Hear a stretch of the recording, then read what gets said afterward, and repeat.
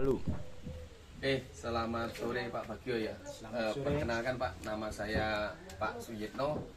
Mungkin Bapak bisa memperkenalkan diri terlebih dahulu, nama lengkap Bapak siapa dan sebagai tokoh masyarakat di sini, sebagai lembaga di desa, sebagai apa Pak? Ya.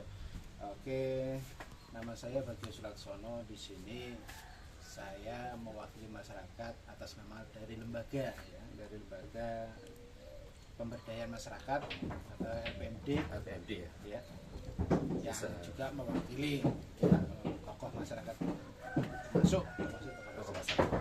Oke, terima kasih Pak Bagio ya. Pak Bagio, kami akan menanyakan beberapa hal tentang partisipasi dari masyarakat dalam perencanaan pembangunan desa ya, yang berkaitan dengan agribisnis. Saya sambil baca Pak ya, karena supaya kita tidak melebar dari beberapa topik yang ingin kita tanyakan. Bagaimana sih sebenarnya proses penyusunan RPJMDes Desa Nginung yang menjadi dasar pembangunan di sini? Siapa saja sih Pak yang terlibat Pak? Untuk sampai saat ini RPJMDes yang ada di Desa Nginung untuk persiapannya penyusunan program perencanaan kerja itu melibatkan ya tokoh masyarakat yang ada di Desa Nginung. Ada juga di situ perangkat desa dan juga lembaga yang terkait seperti BPD, LPMD dan yang namanya di situ ada kader atau PKK. Oh. Berarti sebenarnya semua aspirasi dari orang-orang yang hadir itu sudah banyak sekali ya, tokoh-tokohnya dan lain sebagainya. Tapi saya dengar beberapa dari usulan rakyat yang berkaitan dengan kemajuan pertanian sampai saat ini belum pernah masuk ke dalam perencanaan dari dokumen desa Pak. Iya, untuk sejauh ini untuk aspirasi dari masyarakat itu sebenarnya itu banyak sekali.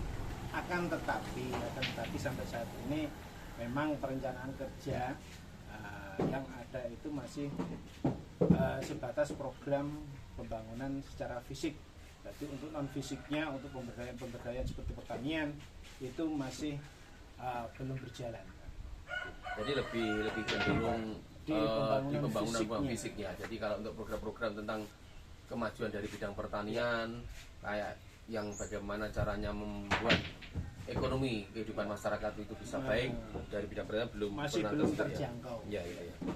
Sebenarnya Kalau- banyak Pak, itu seperti pemberdayaan pertanian di kelompok-kelompok tani itu banyak, dan juga di sektor yang namanya ekonomi kerakyatan itu sebenarnya banyak ide gagasan yang masuk, akan tetapi wadah untuk menampung itu dan menjalankan itu masih sebatas inspirasi yang belum bisa direalisasikan seperti itu. Iya Pak. Kalau menurut Bapak, kenapa sih partisipasi masyarakat di dalam perencanaan pembangunan yang ada di desa ini sangat kurang? Ya. Kenapa aspirasinya juga tidak begitu banyak yang terserap? Ya bagaimana Pak ya, karena dari warga sendiri itu banyak sekali sebenarnya usulan-usulan yang masuk, akan tetapi ya dikembalikan lagi, usulan itu Didengar saja. hanya didengar saja, hanya sebagai gagasan, akan tetapi yang merencanakan rencana pembangunan yaitu masih dalam sebatas program. Untuk menentukan programnya masih Digodok lagi. Tapi oleh tidak pernah pemerintah diputuskan. desa dan BPD yang terkait. Oke Bapak, satu lagi pertanyaan. Apakah semua warga di sini tahu tentang RPJMDes Pak? RPJMDes untuk warga sebenarnya sedikit yang tahu, hanya beberapa orang yang tahu apa sih itu RPJMDes, terus program-programnya seperti apa. Sebenarnya ya ada yang tahu, hanya bagian saja, 20% dari masyarakat yang tahu.